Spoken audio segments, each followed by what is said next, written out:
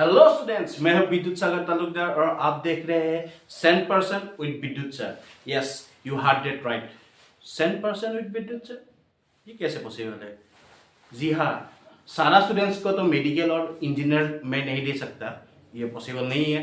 हाँ, किसी अगर मैं ऐसा नहीं हूँ कि मैं मेरे इस चैनल को प्रमोट करने के लिए मैं ये सब करूँगा कि ये टू बी ऑनेस्ट सारे बच्चे को नहीं मिलेगा, क्योंकि अगर 10 लाख 12 लाख स्टूडेंट्स अगर एग्जाम दे रहे हैं तो उसमें से 1 लाख ही सिलेक्शन होगा, तो हर इंडिया में तो ये पॉसिबल नहीं है। तो झूठ बोल के कोई फायदा नहीं है। लेकिन एक बात गारंटी के साथ कह सकता हूं, मेरे साथ जुड़े रहोगे तो 100% नॉलेज लेके जाओगे। Yes, you heard it right. और मेरे चैनल का पर्पस है कि उन बच्चों के लिए, ज्यादातर जो बच्चे सिर्फ 20-30 मार्क के लिए रह जाता है कि नहीं, 20 मार्क्स 30 मार्क्स के लिए रह जाएगा, या 50 मार्क्स या 100 मार्क्स तक रह जाता है। किस लिए? उन बच्चों के लिए स्पेशली ये सब ये चैनल है। और मैं ये बेसिक से शुरुआत करूंगा, और जो बच्चा बेसिक जानता है वो स्किप कर सकते हैं मेरे एडवांस तक जाने के लिए। मैं डिवाइड करूंगा वीडियोस को बेसिक्स और एडवांस, और जिन बच्चे को बेसिक्स नहीं आता स्पेशली उन लोगों के लिए ये चैनल, जो बच्चा बेसिक्स नहीं जानता उन लोगों के लिए स्पेशली ये वीडियो है। तो आइए, तो मैं पहले शुरुआत करूंगा structure of atom. Structure of atom शुरुआत करने से पहले मैं ये कह देना चाहता हूँ कि मेरा लैंग्वेज जो है वो मैं हिंदी और इंग्लिश मिक्स करके I will make you understand. I will the next will continue in English and Hindi. लेकिन उससे पहले मैं ये कह देना चाहता हूँ कि प्लीज, मेरा हिंदी थोड़ा खराब है। एक्चुअली मैं असम का रहने वाला हूँ, मैं आसामी स्टूडेंट में आ जाएगा हिंदी, लेकिन मेरा टारगेट ये है कि सबको समझ में आ जाए कि ये हिंदी हो या इंग्लिश हो, माध्यम में सबको बराबर समझ में आना चाहिए, यही मेरा टारगेट है। और ठीक है, आते हैं स्ट्रक्चर ऑफ एटम। और स्ट्रक्चर ऑफ एटम में हम क्या सीखेंगे? पहला आएगा लिमिटेशंस ऑफ ऑक्टेट रूल।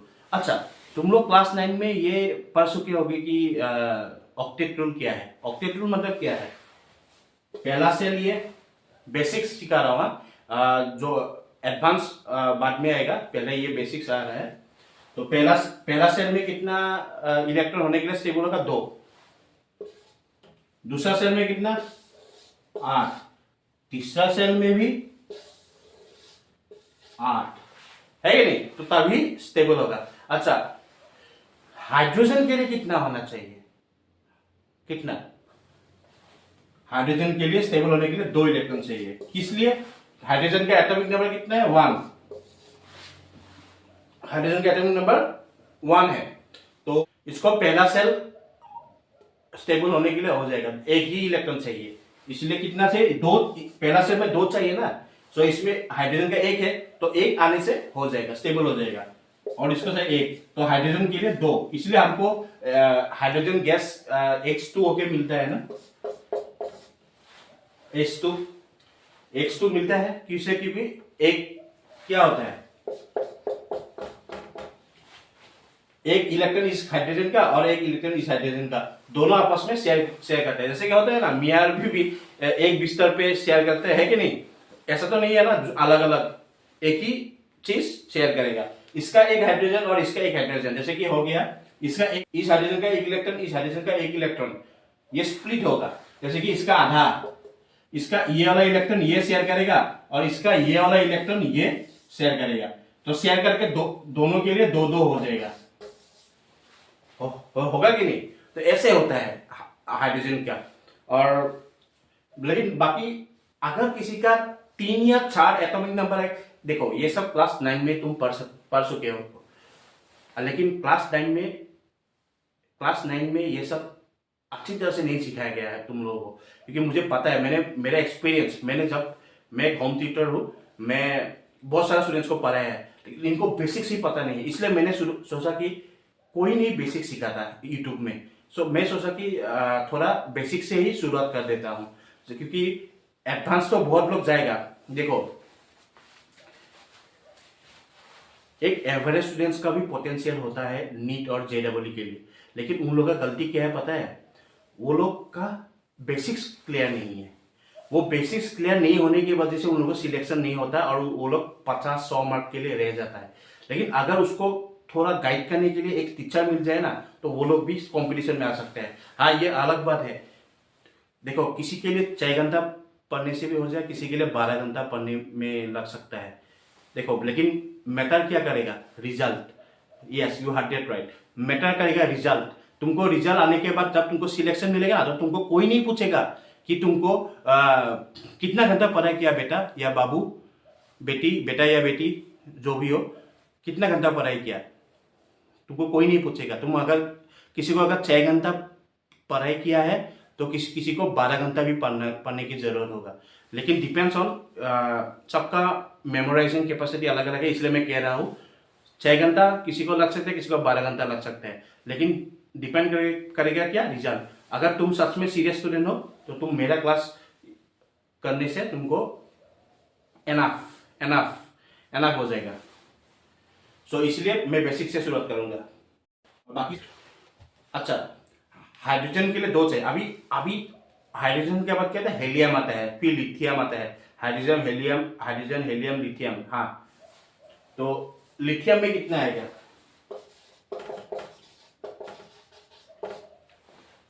तीन।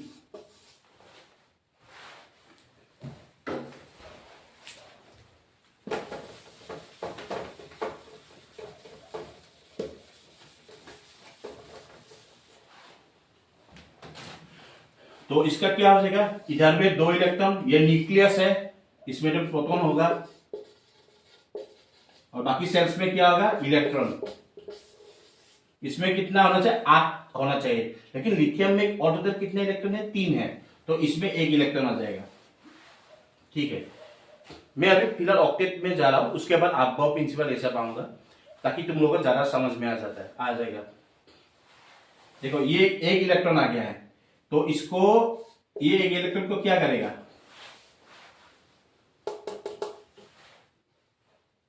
ऑक्टेट के साथ इलेक्ट्रॉन चाहिए ना, ये शेयर करेगा, गेन किया, लूज करेगा, क्या करेगा? लिथियम। अच्छा, वो बात चलो। बोरॉन का कितना है? 5।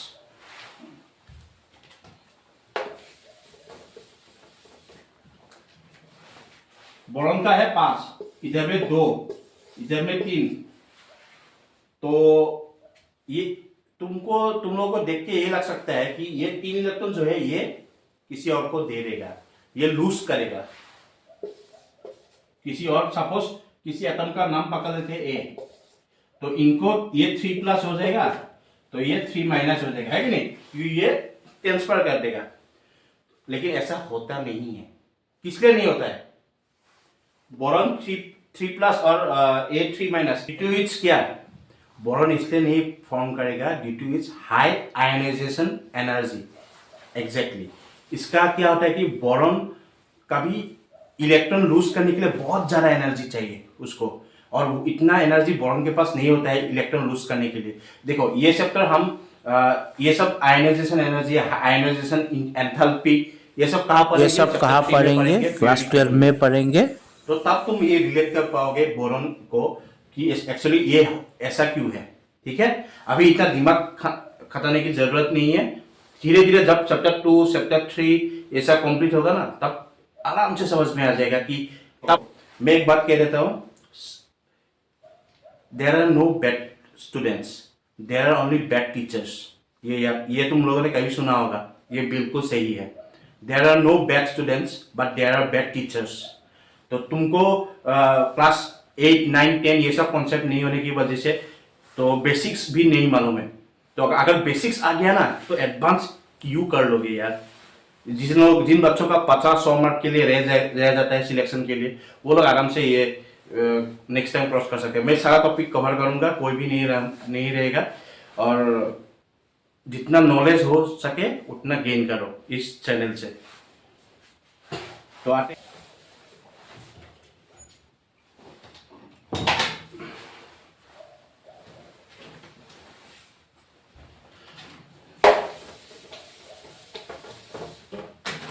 फिलहाल हम पढ़ेंगे limitations of octet group. Implications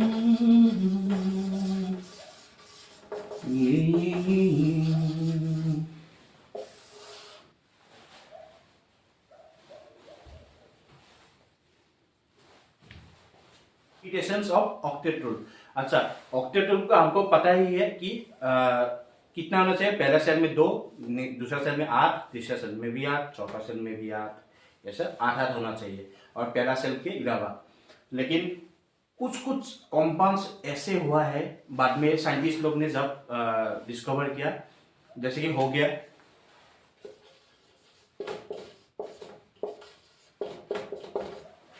ऐसा बहुत सारे कॉम्पाउंड्स है, ये सब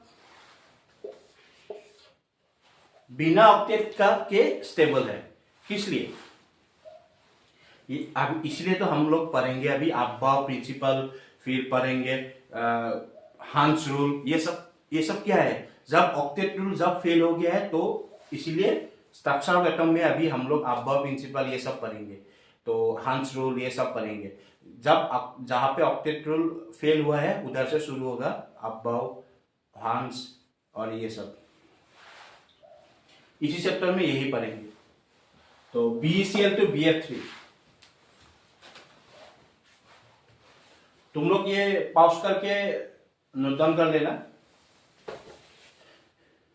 अभी BeCl to BF3 पकड़ लेते हैं।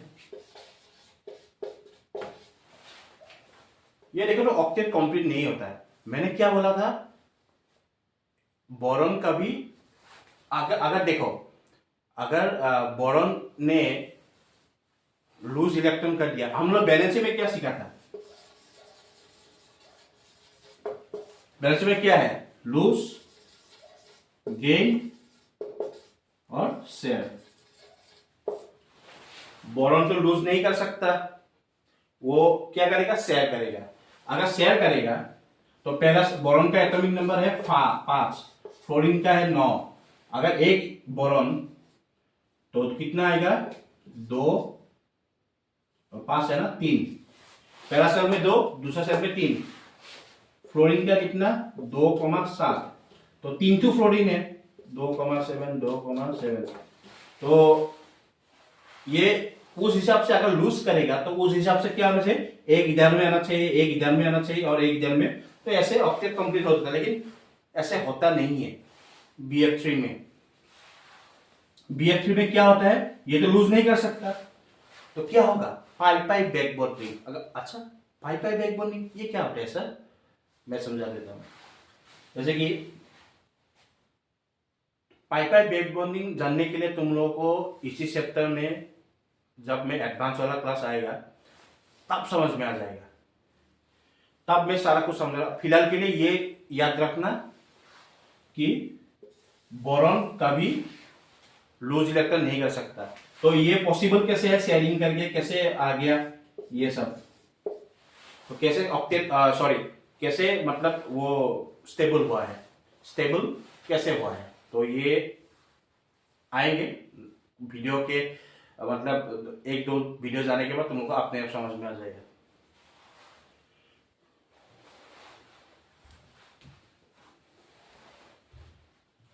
दूसरा एग्जांपल है BeCl2। इनको हम ये कहते हैं हाइपोवेलेंट।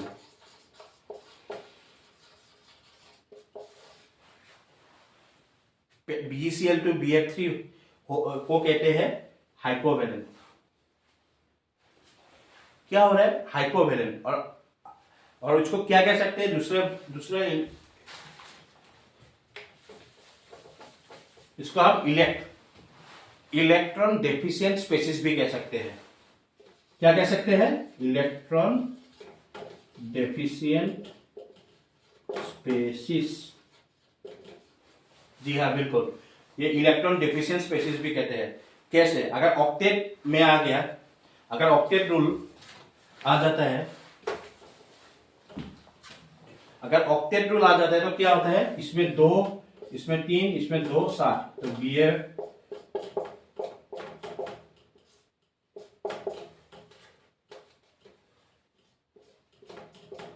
अच्छा BFFF। तो ऑक्टेट रूल आ जाएगा तो क्या आ जाएगा? इसमें था 2, इसमें 3।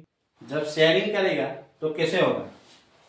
फ्लोरीन फ्लोरीन को कितना चाहिए? 2 साथ ना, एक एक इलेक्ट्रॉन चाहिए, मतलब 3 तो फ्लोरीन है, मतलब 3 इलेक्ट्रॉन, 3 इलेक्ट्रॉन है कि नहीं? फ्लोरीन का 3 इलेक्ट्रॉन बोरॉन के पास शेयर होगा। कैसे? फ्लोरीन का कितना है? 2, 2 और 7। इसको 1 इलेक्ट्रॉन चाहिए फ्लोरीन के लिए। फ्लोरीन को 1 इलेक्ट्रॉन, तो वो 3 2 है, तो 3 इलेक्ट्रॉन, तो 3 इलेक्ट्रॉन बोरॉन के साथ इन तीनों 3 इलेक्ट्रॉन के साथ शेयर करेगा। तो फ्लोरीन तो स्टेबल हो जाएगा, लेकिन बोरॉन का भी स्टेबल नहीं होगा। तो इसका वो 2 6 ये हो जाएगा। इसलिए हम लिमिटेशंस ऑफ ऑक्टेट रूल पढ़ते हैं, तब शुरुआत हो जाता है स्ट्रक्चर एटम का, अब्बा प्रिंसिपल, इलेक्ट्रॉनिक कॉन्फ़िगरेशन क्या क्या है, ये सब हम अभी पढ़ेंगे। N+L रूल, ये सब क्या है, इलेक्ट्रॉन कैसे होता है, energy proportional to N+L rule, ये सब हम पढ़ेंगे। अभी ये समझ में आ गया? ये 3 इलेक्ट्रॉन जो है बोरॉन के साथ शेयरिंग होगा तो कितना आ जाएगा? 2, और 2 इलेक्ट्रॉन फिर से बोरॉन को चाहिए। बोरॉन इज 2 इलेक्ट्रॉन,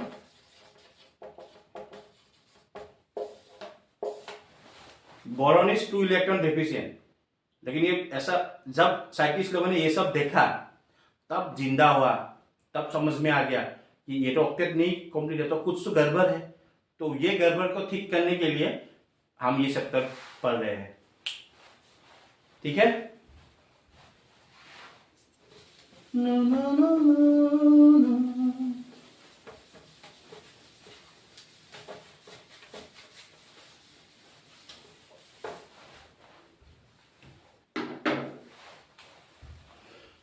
और इसका ऑक्टेट के लिए फिर ऐसा भी है, PCl5, SF6, ये सब क्या है? ये सब है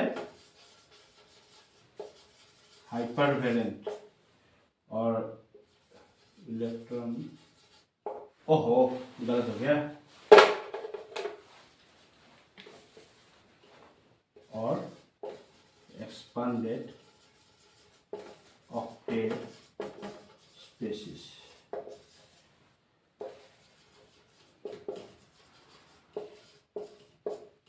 अब ये कैसे? अभी ये तो लूज और गेन नहीं करेगा, ये तो शेयर करेगा। तो देखिए,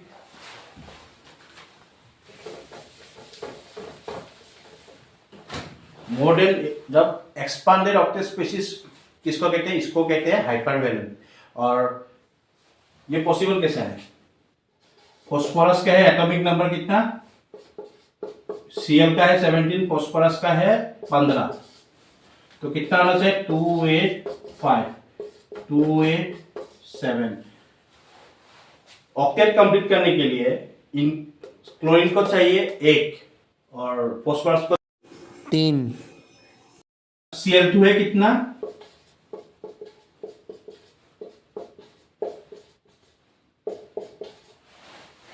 Cl है 500, तो एक एक इलेक्ट्रॉन अगर फॉस्फोरस शेयर करेगा तो इसका कितना हो जाएगा? 285 था ही, तो इसमें 10 आ जाएगा। अगर फॉस्फोरस का एक एक इलेक्ट्रॉन शेयर करेगा क्लोरीन को चाहिए 1 इलेक्ट्रॉन, और क्लोरीन है 500, और ये फॉस्फोरस से साथ शेयरिंग करेगा तो एक एक इलेक्ट्रॉन शेयर करेगा, तो ये ऑलरेडी 500 है ही फॉस्फोरस के पास, तो 5 और 5 10 हो जाएगा। तो इसलिए इसको कहते हैं एक्सपेंड। तो ये सब पॉसिबल नहीं, कैसे हो सकता था?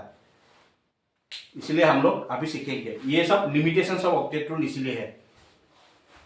लिमिटेशन ऑफ ऑक्टेट रूल समझने, अभी मेन चैप्टर अभी से शुरुआत होगा, अब्बा प्रिंसिपल।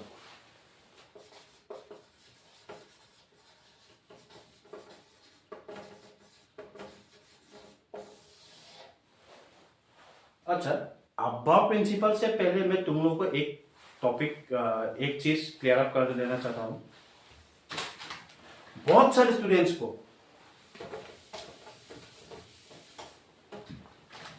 मेरे एक्सपीरियंस से more than 90% and above students को ये मालूम नहीं है, जैसे कि एग्जांपल हो गया NaCl, हम इसको क्या लिखते हैं? Na+ Cl minus.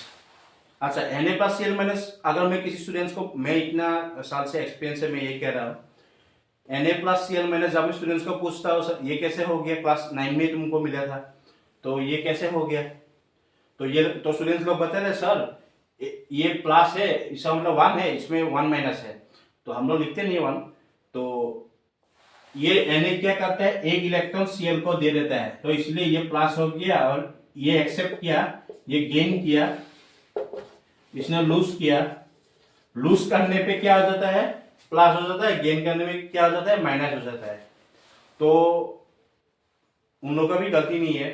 तो ये मैथमेटिकल फॉर्मूला जैसा हो जाता है, जैसे कि अभी a plus B whole square equal to क्या होता है, अगर तुम लोग रट्टा मार लेते हो जैसे कि ए स्क्वायर प्लस तो ऐसे बी प्लस बी स्क्वायर, लेकिन ये थ्योरम है कि नहीं, ये सब आया कैसे, तो हम लोग अभी मैं ये बता देता हूँ shortly.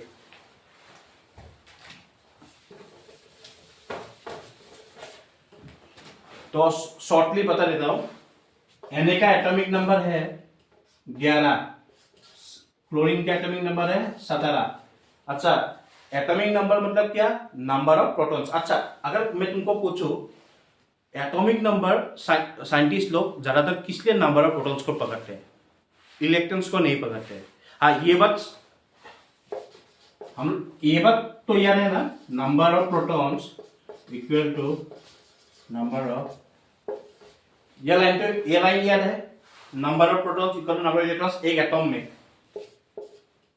In an atom, in an atom में number of protons equals to number of electrons होता है, ठीक है। लेकिन साइंटिस्ट लोग अगर इलेक्ट्रॉन, कोई मुझे बता सकता है कमेंट पे, ठीक है, मैं ही बोल देता हूं, अगर नंबर ऑफ इलेक्ट्रॉन्स और नंबर ऑफ प्रोटॉन्स एक ही है तो साइंटिस्ट लोग किस लिए नंबर ऑफ प्रोटॉन्स को पकड़ते हैं, यही खेल इसमें आएगा, इसमें क्यों हो रहा है इससे आएगा, किस लिए, क्योंकि इलेक्ट्रॉन जो है ये वैलेंसी है, ये वैलेंसी पे काम देता है, कैसे लूज करता है, गेन करता है, ट्रांसफर शेयर करता है कि नहीं, इसलिए इलेक्ट्रॉन्स का कोई ठिकाना नहीं होता है, ये अप एंड डाउन होते रहता है अगर कोई कंपाउंड रिएक्ट करेगा तो इसलिए साइंटिस्ट लोग ज्यादातर प्रीफर करते हैं नंबर ऑफ प्रोटॉन्स को, ये बात याद रखना।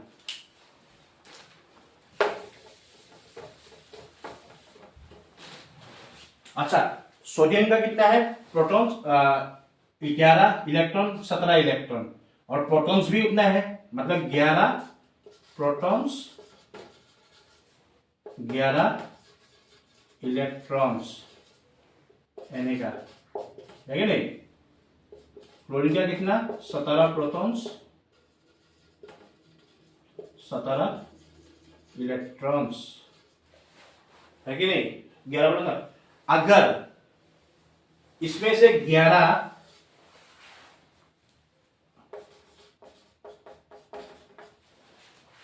एक इलेक्ट्रॉन क्लोरीन को दे दिया, कितना दे दिया, 11 इलेक्ट्रॉन क्लोरीन को दे दिया, अगर 11 इलेक्ट्रॉन Na अगर 11 इलेक्ट्रॉन क्लोरीन को एक इलेक्ट्रॉन क्लोरीन को दे दिया तो कितना इलेक्ट्रॉन रह जाएगा, 10। प्रोटॉन्स का भी ट्रांसफर नहीं होते, वो न्यूक्लियस पे ही रहते हैं, तो 11 प्रोटॉन्स, हम लोग का रिजल्ट क्या आया, 11 प्रोटॉन्स और 10 इलेक्ट्रॉन। क्लोरीन का कितना था, 17 प्रोटॉन्स, प्रोटॉन्स का भी ट्रांसफर नहीं होगा, तो इलेक्ट्रॉन कितना था 17, और इसने 11 एक इलेक्ट्रॉन दे दिया क्लोरीन को, अगर एक इलेक्ट्रॉन क्लोरीन को दे दिया तो कितना हो जाएगा क्लोरीन का, 18। यह है कि हम लोग का रिजल्ट। अभी कुछ समझ में आ रहा है ये सब क्या हो रहा है, प्रोटॉन्स मतलब क्या, पॉजिटिव चार्ज, इलेक्ट्रॉन्स मतलब क्या, नेगेटिव चार्ज, हम लोग इसको ये भी लिख सकते हैं P+, तो एक पॉजिटिव चार्ज एक्स्ट्रा है, मतलब इसमें one charge is positive charge is extra, इसलिए हम लोग लिखते हैं Na+। मतलब क्या, वो इलेक्ट्रॉन दे दिया नहीं, इलेक्ट्रॉन तो दिया ही है, लेकिन देने के कारण एक चार्ज उसका एक्स्ट्रा आ गया, 11 प्रोटॉन्स हो गया, पहले कितना था, 11 प्रोटॉन था, लेकिन 11 इलेक्ट्रॉन था तो न्यूट्रल था। अभी न्यूट्रल नहीं होगा, अभी 11 प्रोटॉन में से 10 इलेक्ट्रॉन है तो एक, इसलिए हम लोग एक पॉजिटिव एक्स्ट्रा है। लेकिन इसमें क्या हुआ, 17 प्रोटॉन 18, एक नेगेटिव चार्ज एक्स्ट्रा है, इसलिए Cl माइनस। ठीक है, ठीक उसी तरह बाकी सब में भी होगा, कभी कभी 2 प्लस 2 माइनस, 3 प्लस 3 माइनस, ये सब में एक ही बात है। अगर प्लस मतलब अभी से कॉन्सेप्ट क्लियर रखो कि प्लस होने से किसी को इलेक्ट्रॉन देने के लिए, ये कॉन्सेप्ट नहीं है, ये जैसे कि मैथमेटिक्स जैसा हो गया रखता मानने के लिए, लेकिन एक्चुअल बात ये है।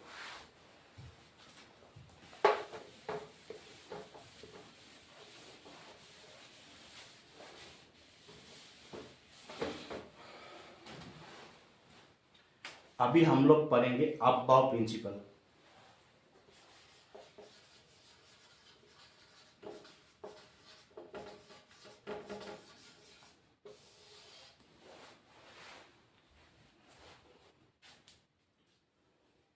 गर्मी लगा था इसलिए जैकेट खोल दिया।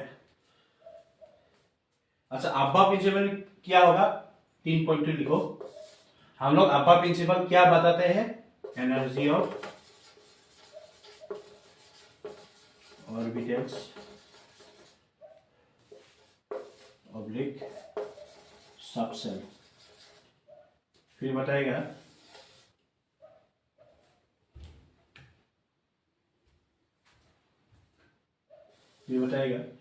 दूसरा नंबर पॉइंट पे क्या आएगा, electron first occupy lower energy orbital. तीसरे पे क्या आएगा, इलेक्ट्रॉन फिलिंग।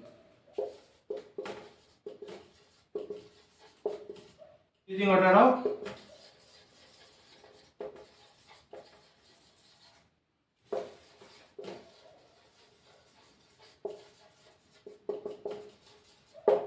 अभी तुम लोगों को ये सब देख के, जिन लोगों को बेसिक्स पता नहीं, तुम लोगों को ये सब देख के दिमाग घूम गया होगा, लेकिन कोई बात नहीं, डरने का कोई जरूरत नहीं, मैं हूं ना, डरना मना है, कल हो ना हो फिर मिलेंगे, चलते चलते। ठीक है, जोक्स अपार्ट, तो तुम लोगों को ठीक है, अगर तुम लोगों को ये पता नहीं है कि ऑर्बिटल्स क्या है, सबसेल्स क्या है, सेल्स क्या है, ये सब पता नहीं है, तो उससे पहले मुझे ये सब जाना होगा। तो ये नोट डाउन कर लो पहले, वीडियो पॉज करके, फिर हम पहले जाएंगे एक ऑर्बिटल्स क्या है, सबसेल्स क्या है, सेल्स क्या है, पहले ये सीख लेते हैं, फिर ये तुमको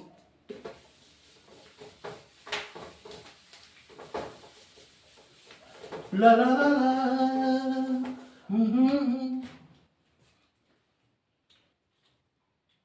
तो ठीक है, ये क्या है, न्यूक्लियस। चीची गंदा हो गया। अच्छा, ये न्यूक्लियस, ये पहला सेल, दूसरा सेल, तीसरा सेल और 4 नंबर। ये क्या है, न्यूक्लियस। इसमें क्या रहता है, प्लस चार्ज, बहुत सारा प्रोटॉन्स रहते हैं, और न्यूट्रॉन्स, जो न्यूट्रल चार्ज है उसमें न्यूट्रॉन्स भी रहता है, और बाकी बहुत कुछ है। लेकिन एक एटॉम में 3 ही मेन कैरेक्टर जो होता है ना, प्रोटॉन्स, इलेक्ट्रॉन्स एंड न्यूट्रॉन्स, ये 3 ही हम लोग पढ़ेंगे। बाकी कुछ और है लेकिन ये सब जरूरत नहीं है। ठीक है, बाकी ये हो गया के सेल, ये हो गया एल सेल। क्या सेल है, एल सेल। ये हो गया एम, ये हो गया एन। देखो, बहुत सारा टीचर्स लोग तुमको ये पढ़ाएगा एटॉमिक स्ट्रक्चर, लेकिन जो ग्रिप है ना, वो ग्रिप से नहीं पढ़ाएगा, उल्टा उल्टा पढ़ाते रहेंगे और तुम लोगों को समझ में नहीं आएगा। तो ज्यादातर समझने के लिए मैं इसलिए ऐसे तैयार किया हूं चीजें, तो तुम लोगों को स्टेप बाय स्टेप मतलब समझ में आ जाए। तो इसलिए ये चैनल इसलिए है। ये सब सीखने के बाद ही तुम लोग अब्बा प्रिंसिपल ये सब जाने। ये वाला जब तुम अब्बा प्रिंसिपल या फिर इलेक्ट्रॉनिक कॉन्फ़िगरेशन, ये सब इलेक्ट्रॉनिक कॉन्फ़िगरेशन अगर जानना है तो पहले ये वाला चीजें दिमाग में बिठा लो, विजन कर लो कि हाँ मुझे ये पढ़ना है। पहले ये वाला मेमोराइज कर लो, ये वाला स्ट्रक्चर। अगर इसको मेमोराइज कर लिया तो तुम इलेक्ट्रॉनिक कॉन्फ़िगरेशन ऐसे आ जाएगा। तो पहले मेमोराइज करो। देखो अभी सेल्स क्या है, सब सेल्स क्या है, ऑर्बिटल्स क्या है, ये अभी इस इधर ये वाला डायग्राम से पता चलेगा। अभी कैसे, ये हो गया के सेल, और इसी में इसी सेल के अंदर होता है सब सेल्स। सब सेल्स क्या क्या होता है, हम लोग नाम दिया है एस पी डी एफ। ये हो गया सब सेल्स का नाम।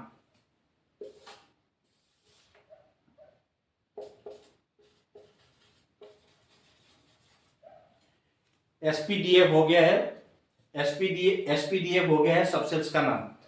तो और उसमें इसमें क्या सब सेल्स होता है एस, इसमें क्या होगा सब सेल्स एस पी, इसमें क्या रहेगा एस पी डी, और इसमें क्या रहेगा एस पी डी एफ। इसमें एस सब सेल्स रहता है, इसमें एस पी सब सेल्स रहता है, इसमें एस पी डी होता है, एस पी डी एफ। ठीक है। फिर सब में दिमाग में एक क्वेश्चन आएगा, सर ये सेल्स तो समझ गया लेकिन सब सेल्स समझ में नहीं है। अगर सब सेल्स है तो इस पे एस क्यों, इसमें S P S P D क्यों, एस पी डी एफ क्यों। ठीक है, मैं समझा देता हूं। उसके लिए मैं तुमको एक डायग्राम से मतलब एक एग्जांपल देकर समझाता हूं। ये क्या है, ये हो गया एक पेन, पकड़ लो, ये एटॉम है। ये क्या है पेन, एक एटॉम है। इसको खोलने के बाद ये पेन को खोल लिया, इसको खोलने रिफिल मिलता है। रिफिल क्या है, सब सेल्स।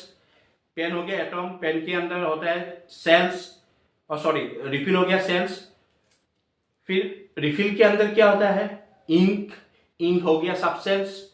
और इंक के अंदर क्या होता है, लेकिन मैं ये समझा इसमें और नहीं है ये छोड़ो। लेकिन इस इंक के भी अंदर भी कुछ होता है। क्या होता है, पानी होता है, क्या होता है कि नहीं। तो उसी तरह एक सेल के अंदर सब एटॉम के अंदर सेल्स होता है, सेल्स के अंदर सब सेल्स होता है, सब सेल्स के अंदर ऑर्बिटल्स होता है, ऑर्बिटल्स के अंदर इलेक्ट्रॉन्स होता है। Yes you heard it right, electrons होता है। पहले हम लोग को इतना सारा पता नहीं था, अभी स्ट्रक्चर एटम में ये सब मालूम पड़ेगा।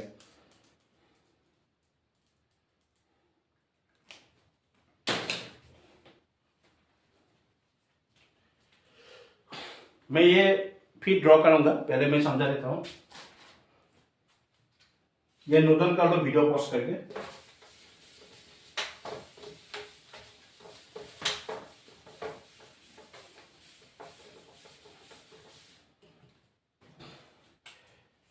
मैंने अभी क्या बोला था, एक पेन के अंदर वो होता है, जैसे कि क्या होता है, पहले क्या होता है एटॉम है। ये एटॉम के अंदर क्या होता है सेल्स, और इसी सेल्स के अंदर क्या होता है सब सेल्स, और इसी सब सेल्स के अंदर क्या होता है ऑर्बिटल्स, और ऑर्बिटल्स के भी अंदर क्या होता है इलेक्ट्रॉन्स। एग्जैक्टली। तो ऐसे पकड़ लो, तुम इंडिया में रहते हो, ये एटॉम हो गया इंडिया, है कि नहीं। फिर इंडिया के अंदर क्या है, मैं कहां पे रहता हूं, मैं रहता हूं स्टेट कौन सा, पकड़ लो स्टेट है असम, मैं असम में रहने वाला हूं। इंडिया के अंदर क्या है असम है, असम के अंदर क्या है, जैसे कि पकड़ लो मैं गुवाहाटी में रहने वाला हूं, मैंने शॉर्ट में लिख दिया, गुवाहाटी में रहता हूं। गुवाहाटी के अंदर क्या होता है, डिस्ट्रिक्ट होता है, मैं कामरूप मेट्रो पे रहता हूं।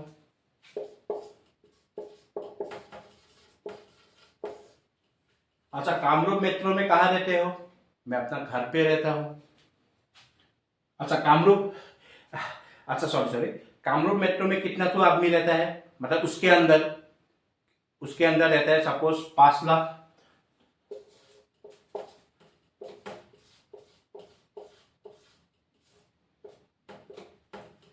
5 लाख रहता है, तो पकड़ लो इलेक्ट्रॉन भी ऐसे ही है, ऑर्बिटल्स के अंदर इलेक्ट्रॉन रहता है। तो जैसे कि हो गया ना, कामरूप मेट्रो के अंदर कितना तो आदमी रहता है, 5 लाख। ठीक उसी तरह ऑर्बिटल्स के अंदर इलेक्ट्रॉन रहता है, और हर ऑर्बिटल, ये बार याद रखना, हर ऑर्बिटल्स में हम लोग ऑर्बिटल्स एक बॉक्स में रिप्रेजेंट करते हैं, हम लोग ऑर्बिटल्स ऐसे बॉक्स पे रिप्रेजेंट करते हैं, और हर ऑर्बिटल्स पे 2 इलेक्ट्रॉन रहता है। अभी एक एरोसिन क्या है, एरोसाइन है इलेक्ट्रॉन का, ये एक इलेक्ट्रॉन हो गया और ये एक इलेक्ट्रॉन हो गया, 2 इलेक्ट्रॉन रहता है। तो एक ऑर्बिटल के जैसे कि हो गया ना, तुम लोगों का फैमिली मेंबर हो गया 4, रूम 2 है, तो एक रूम में कितना आदमी रह सकता है, 2 आदमी, तो 2 2 करके 4। सो एक ऑर्बिटल का कैपेसिटी कितना है, 2 ऑर्बिटल, और सॉरी 2 इलेक्ट्रॉन और 2 इलेक्ट्रॉन, मतलब एक ऑर्बिटल का कैपेसिटी है 2 इलेक्ट्रॉन, सो इसलिए 2 ही इलेक्ट्रॉन रह सकता है।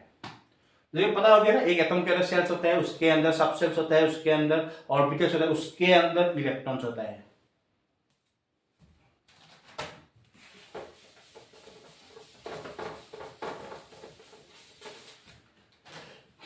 अभी अभी तो ये पता चल गया, सेल्स हो गया। सेल्स किसको कहते हैं, एक एटम हो गया, एटम के अंदर क्या है, सेल्स। सेल्स क्या क्या है, के एल एम एन जाते रहेगा। सब सेल्स क्या है, इसको नाम क्या दिया है हम लोगों ने, S P D F, S P D F. फिर सब सेल्स के बाद क्या आएगा, ऑर्बिटल्स। अच्छा, ऑर्बिटल्स क्या होता है, सबसेल्स के अंदर रहता है, जैसे कि एस में है ना, एस के अंदर सब ऑर्बिटल्स है, पी के अंदर भी ऑर्बिटल्स है, डी के अंदर भी ऑर्बिटल्स है, और एफ के अंदर भी ऑर्बिटल्स है। एस के अंदर कितना तो ऑर्बिटल्स है, एस के अंदर है only 1, yes you heard it right. S के अंदर एक ही ऑर्बिटल रहता है। पी के अंदर कितना रहता है, 3। डी के अंदर कितना रहता है,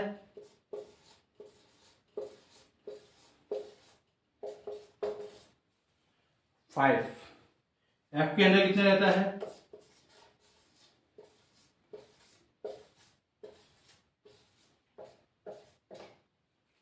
7।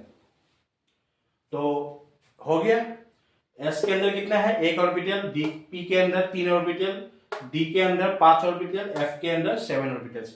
अगर इलेक्ट्रॉन का, मैं ये नहीं पूछ रहा हूं कि इलेक्ट्रॉन कितना है, मैं ये पूछ रहा हूं कि इलेक्ट्रॉन का कैपेसिटी कितना है। तो एस का 2 है,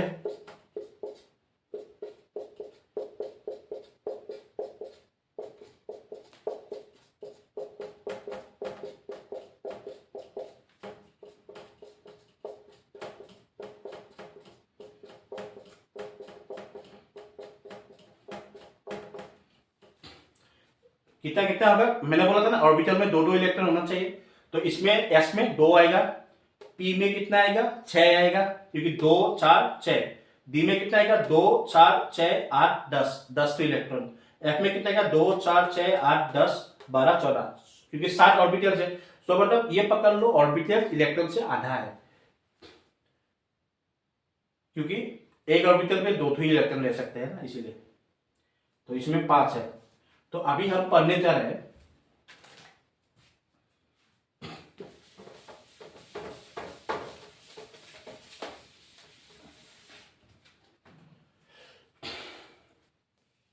अभी ये न्यूक्लियस है एटम का, एक सेल है,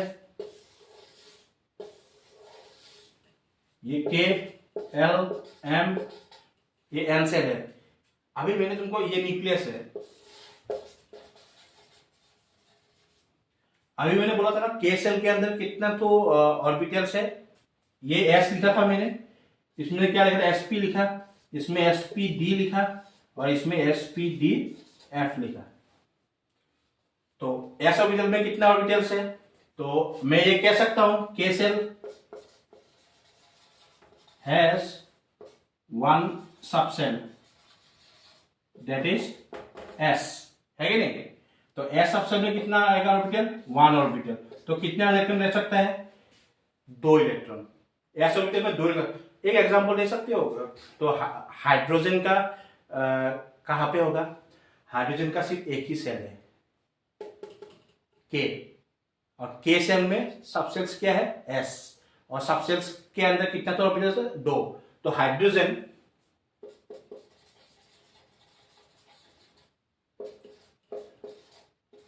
वन एस में रहता है, तो इसका एक ही इलेक्ट्रॉन है, और एक इलेक्ट्रॉन चाहिए ना, तो किसी और से ले लेगा, तो शेयरिंग करके ले लेगा। तो एक इलेक्ट्रॉन क्योंकि 2 चाहिए। फिर एसपी आ जाता है, ये के एसपी में क्या होगा, एस में कितना तो है, एक, पी में कितना है। ये मैं नहीं कह रहा हूं कि इलेक्ट्रॉन कितना है या फिर कितना वो है, मैं ये कह रहा हूं कि इलेक्ट्रॉन का कैपेसिटी कितना है। तो कैपेसिटी एल, ये एल सेल आ गया। इसका एक एग्जांपल दे सकते हो, कौन लोग एल सेल, अगर हेलियम का कितना है, एटॉमिक नंबर 2, इसका 2 इलेक्ट्रॉन, तो कहां पे होगा।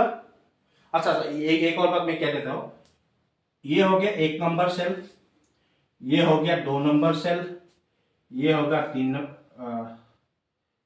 नंबर सेल, और ये हो गया 4 number cell.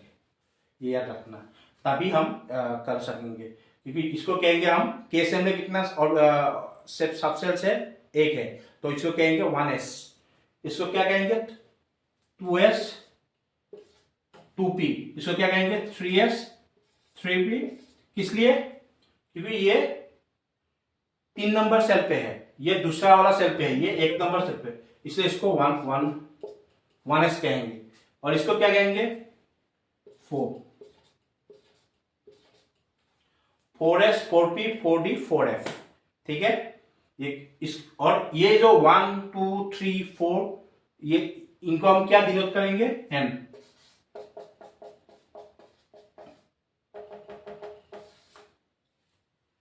n equal to 1 2 3 4 up to infinity. तो ये 4 नंबर 5 नंबर सेल आएगा तो 5, 6 नंबर आएगा तो 6 है 6 पे ऐसे हो जाएगा। तो अभी इसमें क्या है, अच्छा अभी तुमको अगर मैं पूछूं लिथियम का एटॉमिक नंबर है 3, अगर लिथियम कौन सा सेल में, कहां तक उसका सेल है, कितना जो सेल है, और कौन सा ऑर्बिटल में रहेगा, देखते हैं। लिथियम का 3 है,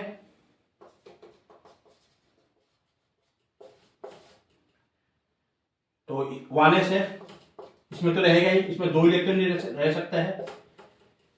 के सेल में 1s होता है सबसेल्स, और इसमें 2 ही इलेक्ट्रॉन रह सकता है, तो इसका एक ही ऑर्बिटल है ना, तो 2 इलेक्ट्रॉन। लेकिन क्या है, लिथियम का 3 इलेक्ट्रॉन है, तो कहां होगा, तो ये एल तक चले आएगा। एल में क्या है 2s 2p, तो 2s में कितना ऑर्बिटल होता है, 1, 2p में कितना होता है 3, तो क्या होगा, इसमें 1 इलेक्ट्रॉन आ जाएगा, और ये बाकी वैकेंट ऑर्बिटल कहते हैं इसको, इसमें इलेक्ट्रॉन नहीं होता है, कभी शेयर कर देगा किसी और से, कंपाउंड जब फॉर्म करेगा शेयरिंग करके, तब ये अपना ऑक्टेट कंप्लीट करने के लिए ये आ जाएगा। समझ में आ रहा है, इसलिए 1s पे 2 इलेक्ट्रॉन आ जाएगा, इसमें 1 इलेक्ट्रॉन, तो लिथियम में 3 ठो। और एक समझा जाता है जैसे कि ऑक्सीजन हो गया,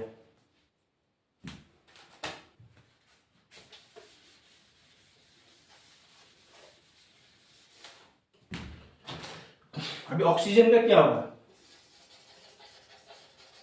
इसका है 8 एटॉमिक नंबर, 8 एटॉमिक नंबर, तो क्या होगा 1s आएगा ही, इसमें 2 इलेक्ट्रॉन रहेगा, है कि नहीं। फिर 2s आएगा, 2 इलेक्ट्रॉन, 8 है ना, मिलाना होगा। अभी 2p में आएगा 1 2 3 4 1 2 3 4 5 6 7 8। अच्छा,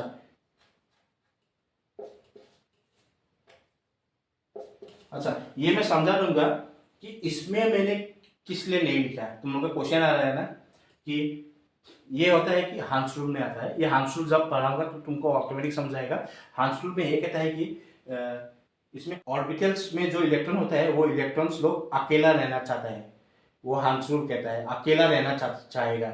इसीलिए क्या होगा, ये इलेक्ट्रॉन जो है 1 2 3 है कि नहीं, ये अकेला रहना चाहेगा, तो इसलिए एक इलेक्ट्रॉन, ये वाला इलेक्ट्रॉन इसमें नहीं है इसलिए जाएगा, क्योंकि ये जंप करेगा जब खाली देखेगा वैकेंट ऑर्बिटल, जब भी वैकेंट ऑर्बिटल खाली देखा इलेक्ट्रॉन जंप करेगा, तो इसमें आ जाएगा।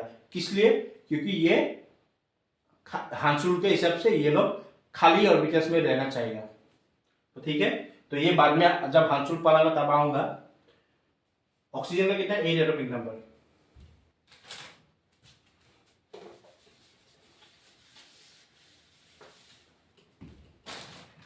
मैं फिर से कह रहा हूं, ये वाला डायग्राम मेमोराइज कर लो, तभी तुम लोगों को सब इजी लगेगा। ये 1s 2s 2p hydrogen,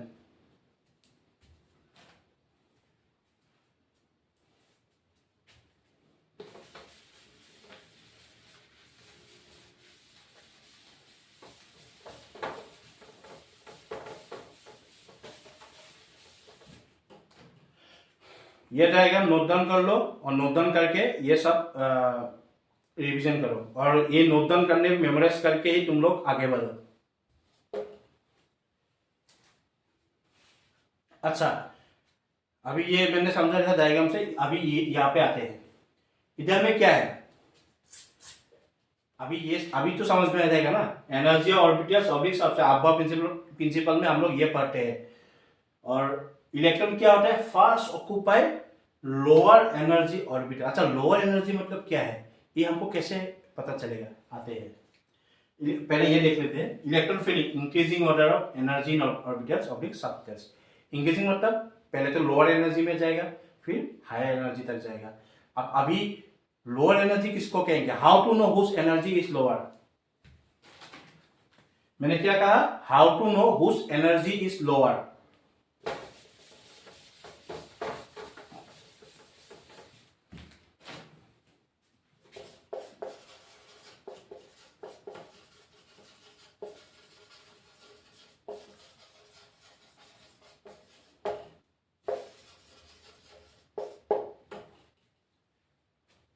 How to know?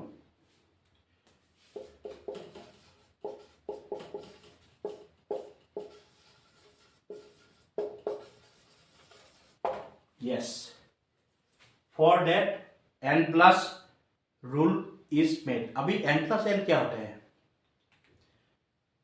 Diagram note down किया, वो डायग्राम से मैं पढ़ाऊंगा अभी।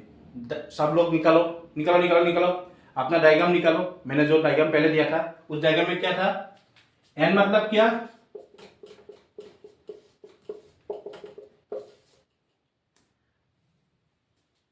n मतलब क्या है, मैंने बोला था ना, k shell, l shell, m shell, n shell. पहला वाला सेल को हम 1 पकड़ते हैं, दूसरा वाला सेल को हम 2 पकड़ते हैं, तीसरा वाला सेल को हम 3 पकड़ते हैं, और चौथा वाला सेल को आप क्या पकड़ते हैं, 4। और ऐसे जितना सेल्स बढ़ते जाएगा उतना 5 6 7 8 ऐसे बढ़ते जाएगा। तो फिर वो सब चलो, फिर एल क्या है, एल एक वैल्यू है। जैसे कि एल का वैल्यू क्या है,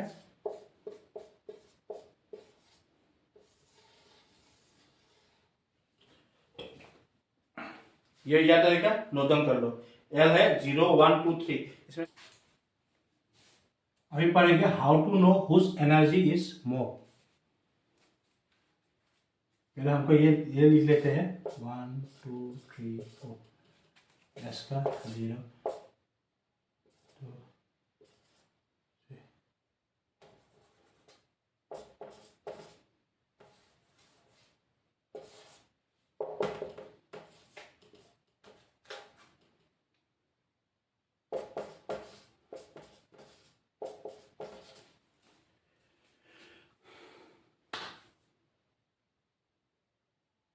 ये एल का वैल्यू है 0 1 2 3 और 0 किसका वैल्यू है एस सबसेल का, 1 किसका वैल्यू है पी सबसेल का, 2 किसका वैल्यू है डी सबसेल का, 3 किसका वैल्यू है एफ सबसेल का।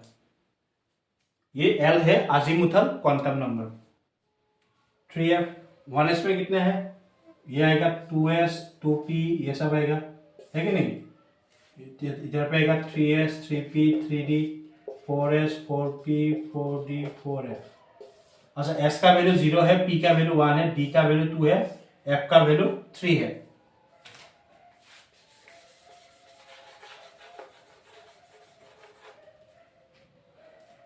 अभी हम लोग, मैंने क्या बोला था n+l रूल,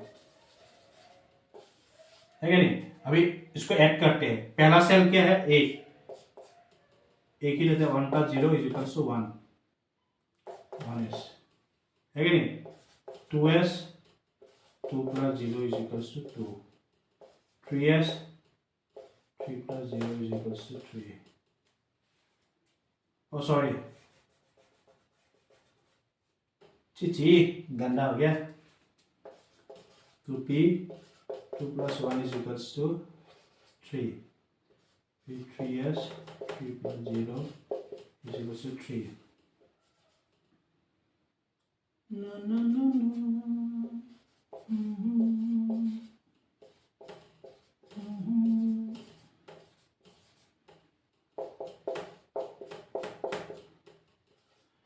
p का वैल्यू क्या है 1, थर्ड सेल n का वैल्यू 3, फिर n का वैल्यू 3 + 2, d का वैल्यू 2 है 5,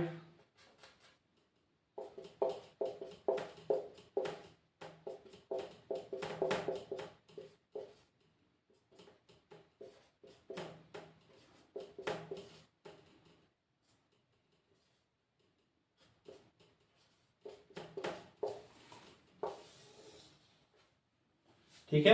ये कैसे आया, s का वैल्यू 0 है तो 0 पुट कर जब p का वैल्यू क्या है 1 0, s का वैल्यू 0, ये फिर 1 2 ये सब वैल्यू, फिर n में आएगा। ये पहला सेल में एक ही सब सेल, फिर 2s 2p 3s 3p 3d 4s 4p 4d 4f, फिर आएंगे 5s।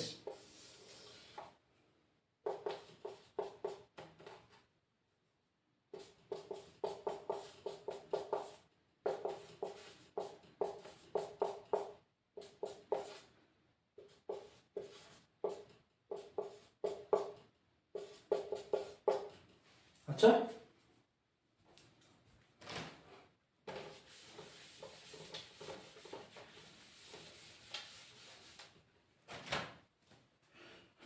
तुम लोग ये रहा। अच्छा अब हम लोग ये हो गया, तो अभी कौन सा आगे आएगा। 1s का वैल्यू सबसे छोटा है, इससे बड़ा कौन सा है 2s, इससे बड़ा। अभी थोड़ा गंदगोल हो गया,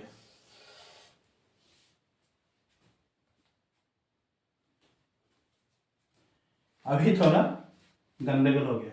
क्या हो गया, इसका भी वैल्यू 3 है और इसका भी वैल्यू 3 है n+l रूल के हिसाब से, तो कौन सा आगे आएगा कौन सा। तब एक रूल और बताया है,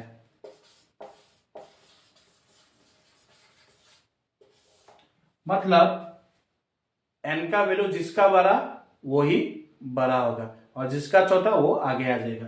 तो ये n का वैल्यू क्या है 2 और इसका वैल्यू क्या है 3, तो 2 आगे आएगा,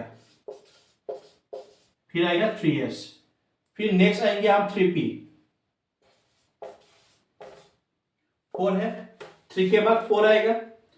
अभी इसमें देखो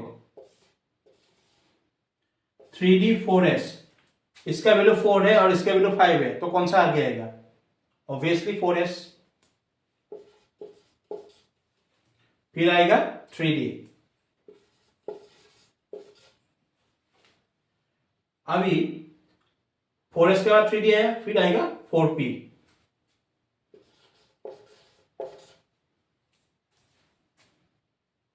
अभी 4p के बाद क्या आएगा, इसका वैल्यू 5 है, फिर इसका भी वैल्यू 5 है और इसका वैल्यू 6 है, तो 4p के बाद ऑब्वियसली 5s आएगा, फिर इसके बाद 4d आएगा या 5p आएगा। सोचो 5s के बाद ऑब्वियसली 4n वैल्यू थोड़ा कम है इसलिए उसको प्रिफर ज्यादा देंगे, तो क्या आएगा 4d, फिर 4d आएगा। अभी 5s क्यों, क्योंकि इसका वैल्यू 5 है, इसका वैल्यू 6 है, 4 d का वैल्यू 2 है ना, d का वैल्यू 2 है, 4 + 6 और 5p नेक्स्ट आएगा 5p, फिर ऐसे आते जाते रहेगा। अच्छा ये याद रह गया।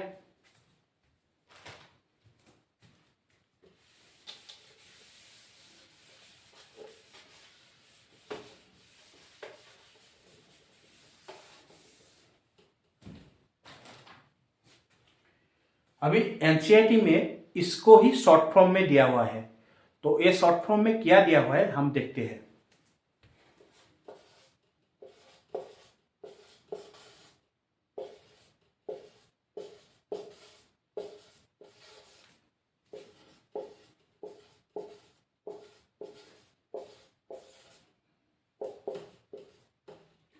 ये देखो पहला सेल 1s, फिर आएगा 2s, फिर आएगा 2p 3s, है नहीं, ऐसे ऐसे काटते जाओ, फिर 4s के बाद घूम जाओ 3d 4p 5s, ये 4d क्या आएगा, जब में 5p आएगा, है कि नहीं, ऐसे ऐसे मिलाते जाओ। पहला सेल में एक ही सब सेल है 1s, फिर 2s 2p 3s 3p 3d, फिर n+n रूल,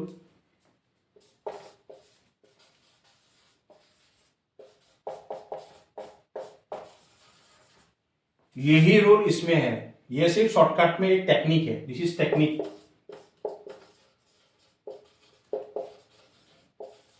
टेक्निक ऑफ क्या, n+n रूल,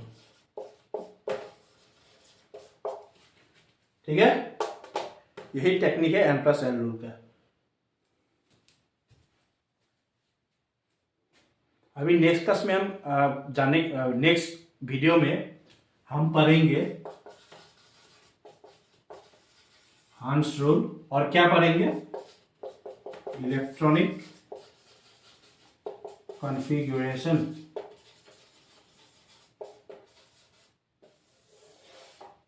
ठीक है, नेक्स्ट वीडियो में हम लोग हंस रूल और इलेक्ट्रॉनिक कॉन्फ़िगरेशन पढ़ेंगे। उससे पहले मैंने ये बोला था ना, अभी इसी वीडियो का ही थोड़ा चर्चा करते हैं। मैंने बोला था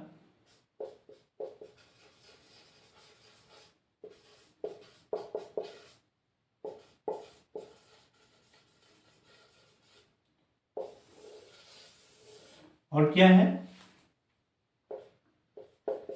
energy first occupy lower energy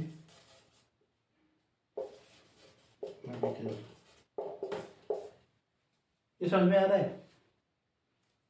energy first occupy lower energy orbital, n+n rule हम लोगों को बताता है कि कौन सा चीजें, जैसे कि 1s पहले आ जाएगा क्योंकि उसका वैल्यू सबसे कम है, फिर आएगा 2s, फिर आएगा 2p, फिर आएगा 3s, 3p का वैल्यू क्या होगा, 3+1 3p, फिर आएगा 4s, फिर आएगा 3p, ऐसे आते जाते रहेगा। अभी समझाने के लिए ये देखो, ये सबसे लोएस्ट वैल्यू है, तो इलेक्ट्रॉन कहाँ घुसेगा, इसमें फिलअप, इसमें एक ही ऑर्बिटल है, तो 2 इलेक्ट्रॉन, जैसे कि हो गया हाइड्रोजन,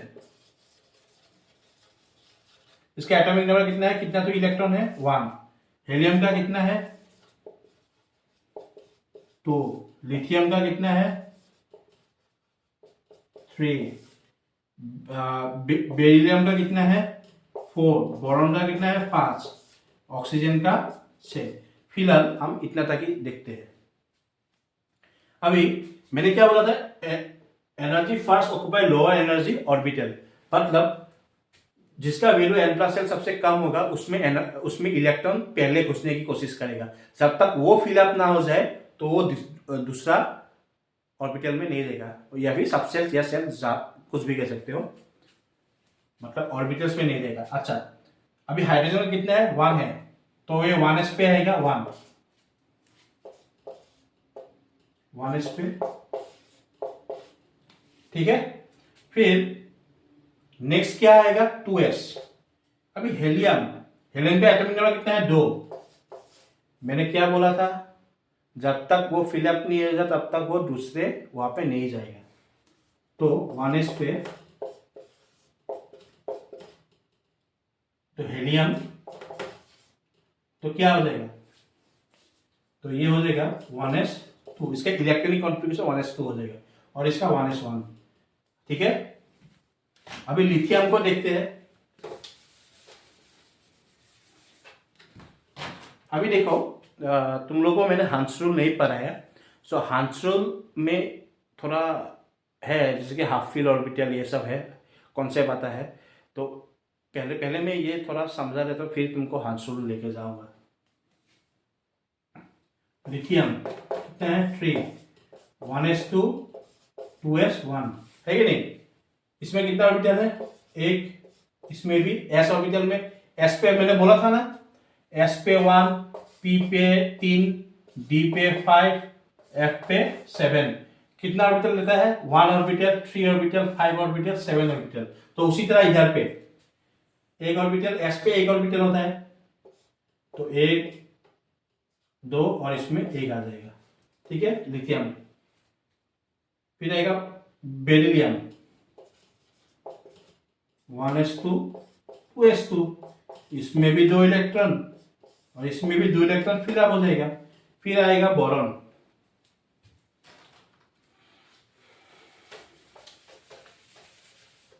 बोरॉन में क्या होता है, बोरॉन और कार्बन पे, बोरॉन 5 कार्बन 6, तो 1s2 2s2 2p1, 1s2 2s2 2p2।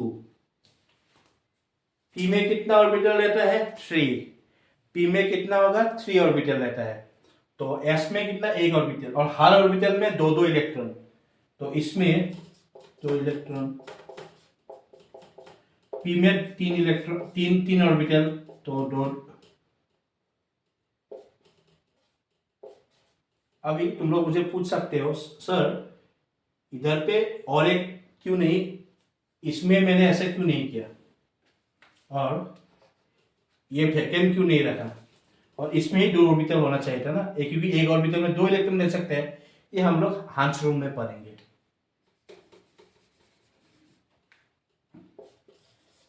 तो फिलहाल के लिए ये देख लो, ऐसा कार्बन के लिए ऐसा, और बोरॉन के लिए क्या होगा, 1s2 2s2। बोरॉन के लिए इसी पी सेल में एक इलेक्ट्रॉन इधर आ जाएगा, इसमें ये दोनों वैकेंट रहेगा।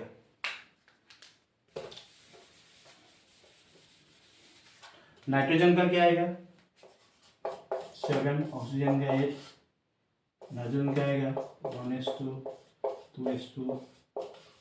पी ऑर्बिटल में 3 ऑर्बिटल होता है, तो 3 ऑर्बिटल में 2 + 2 4 + 3 7 हो गया। ऑक्सीजन पे 8 है, 1s2 2s2 2p, कितना आएगा, 2 + 2 4, फिर 4 8। फिर 1s का तो 2 इलेक्ट्रॉन होता ही है, और नाइट्रोजन का पकड़ लेते हैं।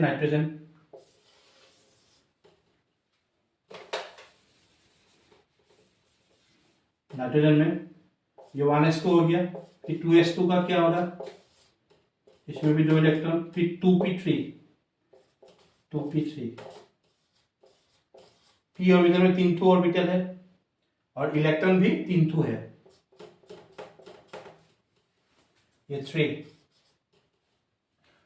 2p3 मतलब क्या, 3 मतलब इलेक्ट्रॉन, और p ऑर्बिटल p सबसेल में 3 ऑर्बिटल होता है।